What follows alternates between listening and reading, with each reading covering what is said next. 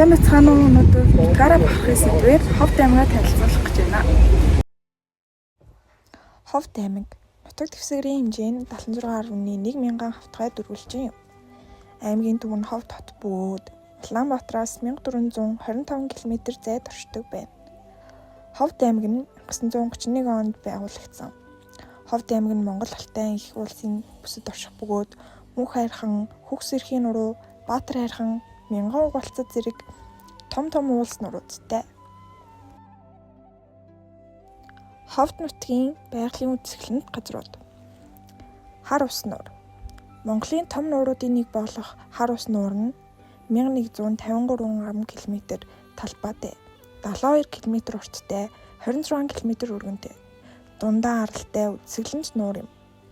Тус нуурт 54 зүйлийн хөхтэй амьтан, 268 зүйлийн жигүүртэн, 455 зүйлийн өв сургамал, 4 зүйлийн загас байдаг ажээ.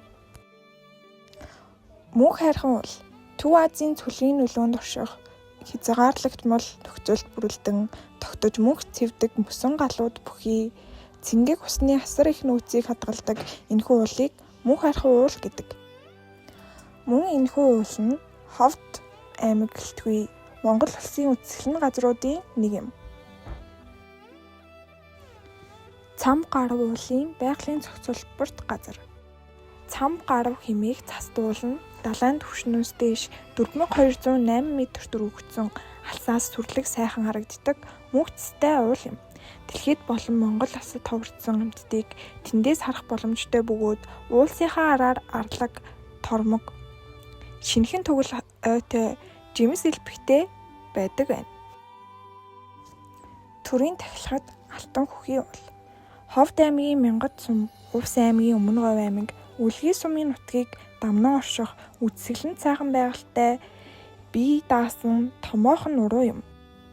Энэ уул нь 90,735 га газрыг хамран оршдог байна. Одоо та бүхэндээ Ховд нутгийнхаа түүхэнд урсгалт газруудыг танилцуулах гэж байна. Сэнхрийн агуй. Ховд аймгийн Манхан сумын төвөөс баруун хойш 25 км-т хойд Цэнхрийн голын хүндийд Монгол нутагт эртний чулуун зэвсгийн үеийн хүмүүс амьдардаг байсан гэдгийг нотлох нэгэн гайхамшигтай агуй байдаг нь Сэнхрийн агуй юм байна. Баатар хайрхан. 1912 онд Монгол улс Манжийн арлаас тутгаар тогтнож байх үед Ховд хотод чөлөөлөгдөх ажиллагаа болж Ховдын нутагт мөн бослого тэмцлүүд болсон. Тэрбээр Баатар хайрхан уулын орчимд чөлөөлөх түүгийг мандуулж байсан түүхтэй. Баян зүрхийн буган шүү. Ховд аймгийн Мөс цумын нутагт Бодонжийн хавцал уруудах замд байдаг Монголын баруун хэсгийн хамгийн том чулуун дурсгал нь Баян зүрхийн буган өшөө юм. Энэхүү дурсгалт газар нь 30 орчим том жижиг буган өшөө хэрэгсүүр булш байдаг байна. Мөн буган чулуун дээр эдгээр дүрслэлээс гадна эртний хүмүүсийн аж амьдралын сэдвтэй зураг, буг, чон гэх мэт бүхий л амьтныг дүрсэлсэн аж. Хишгэн толгойн хадны зураг. Монгол Алтай нурууны ар биеэс их авсан урд, дунд, хойд Цэнхрийн 3 гол Ховд аймгийн Манхан сумын төвийн орчимд нийлж урсах ба түүний хойд талынхыг хишгэн толгой гэнэ. Энэ орчмоос эрдэмтэд хуучин зэвсгийн үеийн хайрган учтас зэвсэг бүхий чулуун эдлэлийг олноор олж судалсаар байжээ. Хишгэн толгойн хадны зургийг 1979 онд дэлгэрүүлсэн байна. Хишгэн толгой нь хадны нийт 150 дүрс сэлснээс хүн 1, адуу 18, хөр 13, буг хандгай гөрөөс 19, тэмээ 1, янгир 17, гал 11, могой тов, бар 3, тэмдэг дүрс 9, чухам ямар амьтан болох нь тодорхойгүй дүрс 53 байдаг байх нэ. За сайн байцгаана уу. Наав игүүлэн гэдэг би өнөөдөр Ховд нутгаас төрсэн алдарчнуудыг танилцуулах гэж байна. Манай нутгаас төрсэн алдартнууд Ховд нутгаас олон алдартанд төрсэн бөгөөд тэдгээрээс ардчилсан хувьсгалын Манжийн эсрэг тэмцсэн шин цаг үе гэх мэт өөр үеийн хамгийн нэр хүндтэй горыг онцолж байна. Манжийн эсрэг тэмцсэн зүтгэлтнүүд Ард аюуш, Алдар Жавын аюуш нь Ховд аймгийн Цэцэг сумын нутагт тэр үеийн Засагтхан аймгийн Дархан бэйлийн оршинд 1859 онд төрсөн. Тэрээр Манжин дарлалын үед ард түмний эрх чөлөөний төлөө тэмцсэн ардын баатар юм. 1911 онд Бэн Базрын хошууны ардуудыг удирдан Манжин ноёд хаадын дарлалын эсрэг бослог гаргаж цэцэг нуурын дугуулан байгууллагыг үүсэн 44 зүйлийн шаардлагатай зарган бичиг илгээсэн. Үүний төлөө хошууны ноён түүнийг гянтнаар хорж 9 эрүүшүүлтээр тамлсан ч ардууд түүнийг чөлөөлж чадсан юм. 1921 онд ардын хувьсгал ясны дараа сумын дарга сургуулийн ярав хийж Монгол ардын хувьсгалт намын 8 дугаар их хурал төлөөлөгчөөр оролцсон. 1939 онд 80 наснда таалал төгсжээ. Ховд аймагт төрсэн ард аюушийн түүхэн зөвхөн нэг хүний түүх биш. Энэ ховд нутгийн ард түмний зориг шудраг тэмцлийг харуулдаг. Түүний хөшөө ховд аймгийн ард аюушийн талбайд боссон түүнийг ховдын бахархал болгон мөхөрсөн билээ. Ардчилсан хувьсгалын үе. Захиагийн хэлбэгд орж нь ховд аймгийн зэрэг сум 1963 онд төрсэн.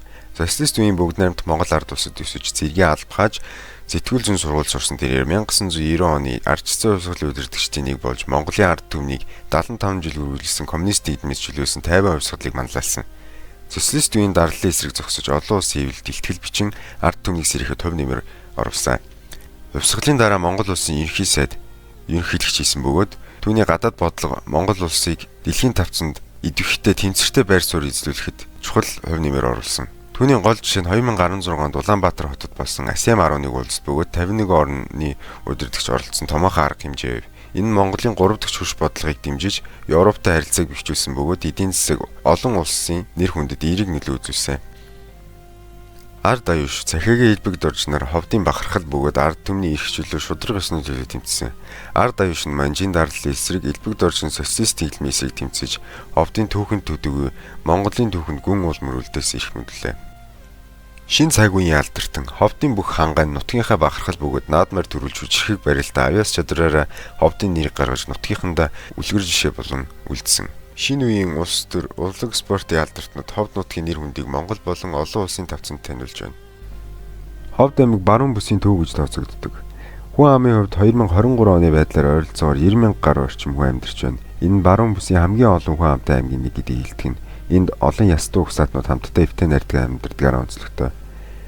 Эдийн засгийн хувьд мал аж ахуй хамгийн том салбар хэвээр байгаа. Ховдын малчид мах сүү, арьс шир зэрэг бүтээгдэхүүнээр алдартай. Үүнээс гадна газар тариалан хөгжиж, жимсг нь ялангуяа ховдын тар ус орон даяар танигдсан брэнд болсон. Мөн үзэм, аарцсан зармиг зэрэг нутгийн онцлог бүтээгдэхүүнүүд бий. Сүүлийн жилүүдэд аялал жуулчлал идэвхтэй хөгжиж байна. Хар ус нуурын дархан цаазд газар Булган голын хөндөй мөн сүрлэг цам гаруй ууланд аялах жуулчдын тоо жилээс жилд нэмэгдэж байгаа нь ховдыг жуулчдын сонирхдог гол бүс нутаг болгожээ. Дэд бүтцийн хувьд ховд хот нь автоцсан болон агаарын тээврээр Улаанбаатар болон бусад аймагт шууд холбогддог. Шинэ зам, орчин үеийн барилга байгууламж баригдаж ховд аймаг хөгжлийн шинэ шатанд гарч байна. Соёл боловсролын хувьд ховд аймаг нь баруун бүсийн боловсролын төв гэж хэлж болно. Баруун бүсийн их сургуулиуд оюутан залуус боловсрол олгож байгаа нь бүс нутгийн хөгжил чухал үүрэгтэй. Мөн олон угсаатны соёл урлагийн баялаг боломжил өнөө хүртэл хадгалагдан хөгжиж улам баяжж байна. Товчхондоо ховд аймаг өнөөдөр уламжлалт ахуйгаа хадгалангаа шинэ цагийн хөгжил рүү зорж буй баруун бүсийн төв аймаг болон хөгжиж байгаа нь бидний бахархал юм.